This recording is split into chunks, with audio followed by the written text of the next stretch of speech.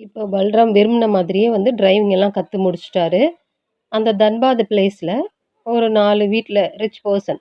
அவங்க வீட்ல உங்களுக்கு டிரைவர் தேவையான்ற மாரி என்கொயரி பண்றாரு. அப்படி எங்கேயாவது வேலை கிடைக்குமான்னு தேடிக்கிட்டே இருக்கும்போது தான் ஒரு மேன்ஷன போய் ரீச் ஆகுறாரு. அது ஒரு லேண்ட்லார்டோட வீடு. அவங்களோட பையன் தான் வந்து அசோக்கு. அவரு அன்னைக்கு தான் அமெரிக்காலருந்து வராரு. அவங்க கூட அவங்களோட ஒய்ஃபும் வராங்க, பிங்கி மேடமும்.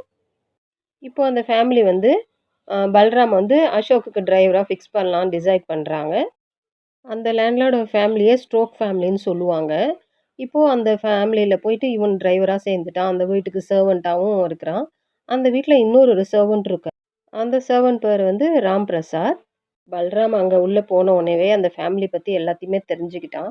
அங்க இருக்கிற அவங்க வச்சுக்கிற அந்த ப்ராப்பர்ட்டி எல்லாமே வந்து இல்லீகலா அவங்க வந்து சம்பாரிச்சது, சேர்த்து வச்சது எல்லாமே அப்படின்ற மாரி விஷயத்த தெரிஞ்சுக்கிட்டான். எல்லாமே வந்து கவர்மெண்ட்டால எடுக்கப்பட்ட அந்த மைன், கோல் அதெல்லாம் வந்து இவங்க இல்லீகலா சேல் பண்ணி, அதுல வர காச வந்து சேர்த்து வச்ச இந்த சொத்துலாம் அப்படின்றத தெரிஞ்சுக்கிட்டான்.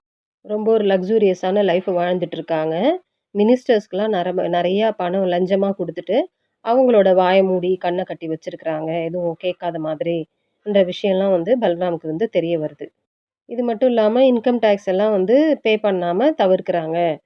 அதனால தான் இவ்ளோ பணம் இருக்கு இவங்க கிட்டன்ற விஷயம் உனக்கு தெரிய வருது. அப்போ அவங்க இவ்ளோ லக்ஸூரியஸான லைஃப லீட் பண்ணிக்கிட்டு இருக்காங்க. அந்த சமயத்துல வந்து அங்க இருக்கிற பொலிட்டீஷியன் கிட்ட ஒரு டிஸ்அக்ரிமென்ட் வருது. ஏதோ ஒரு விஷயத்துல உடன்பாடு இல்ல. அந்த மாதிரி நடந்துட்டு இருக்கு. அந்த பொலிட்டீஷியன் வந்து கிரேட் சோஷியலிஸ்ட்ன்னு இதுல மென்ஷன் பண்றாங்க. ஸோ இந்த மாரி ப்ராப்ளம் வரதால, இந்த ஸ்டார்க் ஃபேமிலி என்ன டிசைட் பண்றாங்கன்னா, அசோக் ஃபேமிலி வந்து டெல்லிக்கு நம்ம அனுப்பிடலாம்.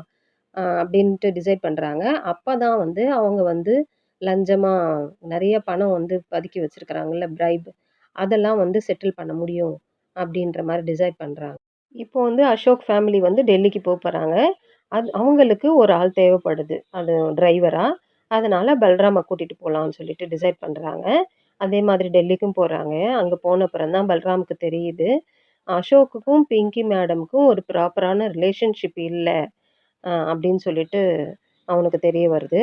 ஒரு டைம் வந்து அசோக்கோட ஒய்ஃப் பிங்கி என்ன பண்ணாங்கன்னா, நல்லா வந்து லிக்கர் எடுத்துக்கிட்டு கார் டிரைவிங் பண்ணும்போது, ஒரு சின்ன பொண்ணு மேல வந்து ஏத்தி சாகடிச்சுருவாங்க. அந்த இன்சிடென்ட் நடந்திருக்கும்.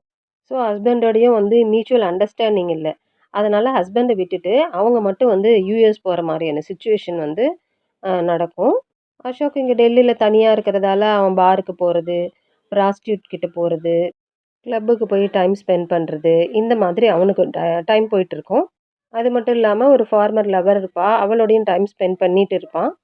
பல்ராம பொறுத்தவரைக்கும் அசோக் வந்து ஒரு கைண்ட் மாஸ்டர் தான். அவன வேலை வாங்கிட்டு அதுக்கான சம்பளம் தான் தருவானே தவிர, அவன் இன்னும் நெறைய இம்ப்ரூவ் ஆவணும். அவன பத்தியெல்லாம் அவனுக்கு ஒரு திங்கிங்லாம் கிடையாது. அந்த ஒரு ரிலேஷன்ஷிப்ல தான் போயிட்டு இருக்கும் லைஃபு. அப்பதான் வந்து பல்ராம் வந்து திங்க் பண்றான்.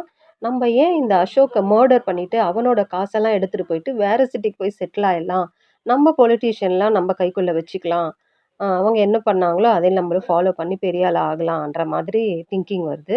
ஸோ அந்த மாரி கொன்னுட்டு, காசெல்லாம் எடுத்துட்டு இவன் செட்டில் ஆயிட்டான்னா, அந்த லக்ஷ்மண் கர்ல இருக்கிற பல்ராமோட ரிலேட்டிவ, அசோக்கோட ரிலேட்டிவ் வந்து கொன்னுடுவாங்க அப்படின்னு சொல்லிட்டு பல்ராம் யோசிக்கிறான். அந்த சமயத்துல தான் பல்ராம பார்க்கறதுக்கு அவனோட யங் கசின் தரம் அங்க வரான். பல்ராமோட லைஃப்ப எப்படி இதுல சொல்றாங்கன்னா, ரூஸ்டர் கூப்புன்றாங்க. ரூஸ்டர் கூப்புன்னா, இந்த சிக்கன் கடையில வந்து கோழிய வந்து கூண்டுல அடைச்சு வச்சிருப்பாங்க. அது வந்து அ கட் பண்ணி சேல் பண்ணுவாங்களே தவிர, அதுக்கு ஃப்ரீடம்ன்றதே கிடையாது. அதனால அது மாதிரி தான் வந்து இந்த லோ கிளாஸ் பீப்பிளோட சிச்சுவேஷனும் ன்ற மாதிரி இதுல ஒரு சொல்றாங்க. ஸோ அந்த சமயத்துல தான் அவனோட கசின் அங்க வரான். பல்ராமோட மைண்ட்ல இப்போ வந்து பிளான வந்து ஓடிட்டுருக்கு. எப்படி மர்டர் பண்றதுன்னு. ஸோ எக்ஸிக்யூட் பண்றதுக்கு ரெடி ஆயிட்டுருக்காங்க. ஸோ இப்ப வந்து பிளான் எப்படி பண்ணியிருக்காங்கன்னா, ஒரு லிக்கர் பாட்டிலால அவன கொலை பண்றதா வந்து பிளான் பண்ணிட்டாங்க. அதே மாதிரி அசோக் வந்து இவன கூப்பிடுவான். கூப்பிட்டு நம்ப வந்து ஒரு இடத்துக்கு போணும்னு கூப்பிடுறான். இவனும் டிரைவ் பண்ணிட்டு கூட்டிட்டு போறான். ஒருத்தவங்க கிட்ட போய் ஒரு லஞ்சம் பணத்த ஒப்படைக்க போறாங்க. அந்த டைம்ல பாதியிலே வந்து பல்ராம் வந்து கார ஸ்டாப் பண்ணிட்டான். ஸ்டாப் பண்ணிட்டு ஏதோ ரிப்பேருன்னு சொல்லிட்டு அந்த பக்கம் வீல்ல தான் ரிப்பேர் நான் பார்க்குறேன்னு சொல்லிட்டு போவான். அதே மாதிரி போன உடனே அப்படியே ரிப்பேர் பண்ற மாரி சும்மா ஆக்ட் பண்ணுவான். அப்ப அசோக் ஏமாந்த சமயத்துல அவனோட தலையில ஒரே போடா அந்த பாட்டிலாலே போடுவான். போட்டோனே அப்படியே அசோக் செத்துருவான். செத்ததுக்கப்புறம் திரும்ப அவன் வீட்டுக்கு திரும்ப வந்து அசோக்கோட வீட்டுக்கு. ஸோ அங்க வந்து இவனோட கசின் இருந்தான்ல, அவன கூட்டுக்கிட்டு அசோக் கிட்ட இருந்த பணத்த எல்லாம் இவன் எடுத்துக்கிட்டான். எடுத்துக்கிட்டு பெங்களூருக்கு 2 பேரும் வந்து எஸ்கேப் ஆயிட்டாங்க. பெங்களூர்ல வந்ததுக்கப்புறம், பல்ராம்க்கு ரொம்ப பயமாவே தான் இருக்கும். எப்படியும் நம்ம மாட்டிடுவோம் அப்படின்னு சொல்லிட்டு பயம் இருக்கும். அங்கே போய் எல்லா இடத்துலயும் ஊரெல்லாம் சுத்தி பார்க்குறான். அங்க இருக்க கெஃபே பார்க்குறான். நெறைய ஷாப்ஸ் எல்லாம் பார்க்குறான். அப்படியே சுத்திக்கிட்டே இருக்கிறான். ஸோ அவனுக்கு சின்ன வயசுலயே வந்து அந்த டீ கடையில அவங்கவங்க கான்வர்சேஷன்லாம் வந்து அப்சர்வ் பண்ணிக்கிட்டே இருப்பான். அதே பழக்கம் தான் இங்க கெஃபேல வந்து உட்காந்துட்டு காஃபி குடிக்கும்போது, மத்தவங்கலாம் என்ன கான்வர்ஸ் பண்றாங்கன்றத வந்து அவன் கவனிச்சுட்டே இருக்கான். நெக்ஸ்ட் என்ன பிளான் பண்ணலான்ட்டு எக்ஸிக்யூட் பண்ணலான்னு சொல்லிட்டு அத யோசிச்சுட்டே இருப்பான். ஸோ பெங்களூர்ல என்ன பிசினஸ் ஸ்டார்ட் பண்ணா நல்லா போகுன்றத தெரிஞ்சுக்கிட்டான். அது வந்து பெங்களூர் நல்ல ஒரு ஆக்டிவான பிளேஸ் வந்து. அ வந்து ஐடி பப் அது அந்த இடம். அங்க வந்து என்ன வந்து ஸ்டார்ட் பண்ணலான்ற மாதிரி அவன் வந்து டிசைட் பண்ணிட்டான். அது ஒரு தூங்கா நகரம் மாரி தான். எப்பவுமே பீப்பிள் ஆக்டிவா இருப்பாங்க. ஸோ அங்க வந்து ஃபுல்லா வந்து ஐடி கம்பெனி வந்து தான் சரவுண்ட் பண்ணியிருக்கும். ஸோ அவன் என்ன டிசைட் பண்ணிட்டான்னா, ஒரு ஒயிட் டைகர்ன்ற டிராவல்ஸ வந்து ஸ்டார்ட் பண்ணலான்னு டிசைட் பண்ணிட்டான். என்னன்னா, ஐடில ஒர்க் பண்றவங்கள சேஃபா டே அண்ட் நைட்டு கூட்டிட்டு போயிட்டு டிராப் பண்ணிட்டு விடணும். அதுதான் பிக்கப், டிராப் பண்ணணும். அதுக்கான டிரைவர்ஸ் எல்லாம் அப்பாயிண்ட் பண்ணிட்டு ஸ்டார்ட் பண்ணிட்டான் அவனோட வொர்க்க. ஸோ இந்த ஒயிட் டைகர் அந்த கம்பெனிய ஸ்டார்ட் பண்ணி ரொம்ப பெரிய சக்சஸ்ஃபுல்லா வந்து ஆயிட்டான் பல்ராம். இந்த ஸ்டோரியில அவன் அந்த லெட்டர் எழுதுறான்ல, அந்த பிளேஸ்க்கு வந்துட்டாங்க. இவ்ளோ நேரம் வந்து ஃபிளாஷ்பேக் தான் போயிட்டுட்டு இருந்தது. இப்பவும் அவனுக்கு வந்து அந்த ஒரு பயம் இருக்கு. நம்ம பண்ண தப்பெல்லாம் ஒரு நாள் கண்டுபிடிச்சுருவாங்க. ன்ற மாதிரி அவன் வந்து கொஞ்சம் ஒரு உள்ளுக்குள்ள பயத்திலே தான் அவன் வந்து லைஃப்ப லீட் பண்ணிட்டு இருக்கான். அப்போ அந்த லெட்டர்ல வந்து வென் ஜியாபோக்கு அவன் கொஞ்சம் லைன்ஸ் எழுதுறான். அது என்னன்னா, "நான் தப்பு பண்ணியிருந்தாலும், நான் பண்ணது தப்புன்னு நான் ஒண்ணும் ரெக்ரெட் பண்ண போறதில்ல." ன்ற மாதிரி ஒரு ஸ்டேட்மெண்ட் எழுதுறான். ஏன்னா, என்னோட லைஃப்ல சர்வன்ட்டாவே நான் லீட் பண்ணக்கூடாது. நான் நெனச்ச மாரி ஹேப்பியா இருக்கணும். சொல்லி தான் நான் வந்து இந்த மாரியெல்லாம் பண்ணேன். அப்படின்னு சொல்றான்.